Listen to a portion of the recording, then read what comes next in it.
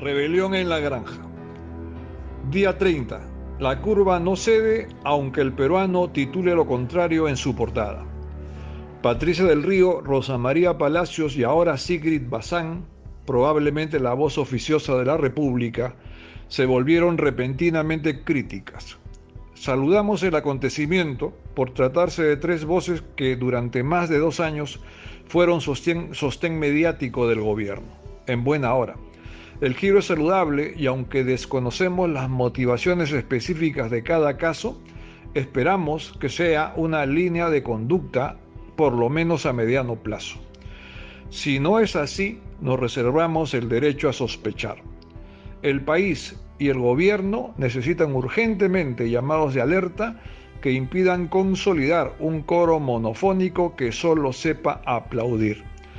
De otro lado, el estudioso del papel higiénico anunció que no habrá más cuarentena, que ya no es necesaria porque la curva emprendió su ruta a la baja.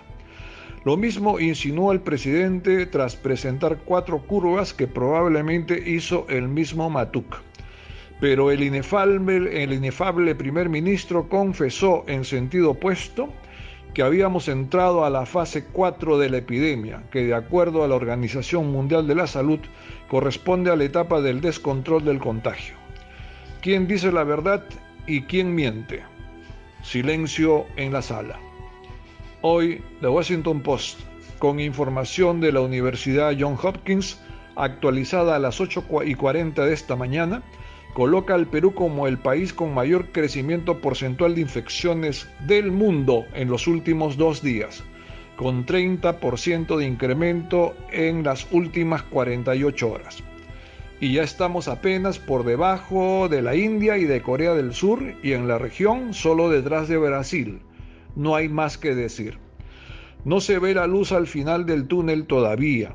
Mientras tanto, Ipsos, que se esmeró el domingo en presentar al presidente como el ganador de la medalla de bronce en la gestión de la crisis sanitaria en Sudamérica, después de Alberto Fernández de Argentina y de Iván Duque de Colombia, probablemente para encubrir un bajón de 28 puntos a su respaldo, ha revelado un dato peor. Más de la mitad de la población peruana ha reducido significativamente sus ingresos o simplemente ha dejado de percibir ingresos. Mi notable compañero Pedro Isique analizará mucho mejor y más profundamente este asunto. En lo que a mí concierne, solo quiero hacer notar que este mismo dato, cuando refiere al segmento de menores ingresos, alcanza el 78%. Un auténtico horror. Un tema más que igualmente tratará mejor mi brillante compañero de conducción. La suspensión perfecta de labores. Para comenzar, de perfecta no tiene nada. En resumen, se otorga forzosamente licencia sin goce de haber a los trabajadores por 3 meses. El asunto tiene muchas aristas que iremos explicando en el próximo futuro, pero hay una que es mortal y refiere a los mayores de 60 años. Obviamente, para la mayoría de ellos, la suspensión perfecta, combinada con el subempleo que ya significa la obligación del teletrabajo establecida para ellos, es claramente una ruta a la jubilación anticipada. Tras cuernos, palos. Los más vulnerables a la epidemia acabarán sin chamba, con una pensión miserable y gravemente expuestos a una segunda ola de la epidemia. Muy bien, pasemos a los indicadores de no atraco para ayer. El primero es atroz. Casos identificados por millón de personas en el mundo, es decir, cuántos infectados registrados existen por millón de personas en el mundo. 249, ese es el promedio mundial, 8 casos por millón más que el domingo. En el Perú, escuchen, 296, 68 casos por millón más y ya pasamos el promedio mundial. Terrible. 2. Muertes por millón de personas en el mundo. 14.5. 0,6 fallecimientos por millón más que el domingo. En el Perú, 5.8.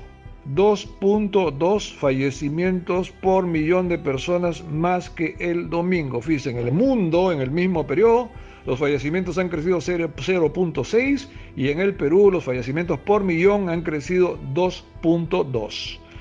3. Relación porcentual muertes, casos en el mundo. O sea, qué porcentaje de los infectados fallece. En el mundo está en 6.2%, una décima más que el domingo. En el Perú, 2.2%, 4 décimas menos que el domingo, pero antes de celebrar esperemos 10 a 15 días. Recién allí tendremos el dato real, por el hecho sencillo de que entre la detección de los casos y los fallecimientos de aquellas personas que lamentablemente mueren, pasan entre 2 y 3 semanas, y entonces no podemos cantar victoria porque este dato va a estar en crecimiento en los próximos 15 días. 4. Pruebas moleculares aplicadas por millón de personas en el mundo, 2.300 aproximadamente. En el Perú, y esto es loable, 2.642, más pruebas que el promedio mundial. 1.302 pruebas más por millón de personas que el día domingo. Claro, sigue siendo objetable que se sumen las pruebas moleculares, las únicas recomendadas por la OMS, con las pruebas serológicas, que son la gran mayoría de las pruebas que se han aplicado últimamente. Muy bien, la del estribo.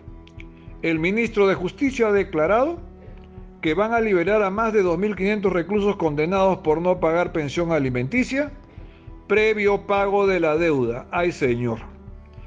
Están presos por no pagar, en la mayor parte de los casos por no poder pagar.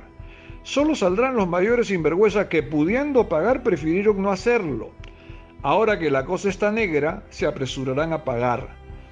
Como dice una gran amiga, parece que el aislamiento está afectando el funcionamiento neuronal de más de uno. Mientras otros, también autoridades, que promueven, o si no promueven, toleran la corrupción, solo recobran el discurso anticorrupción cuando la prensa los descubre. Estamos fatales.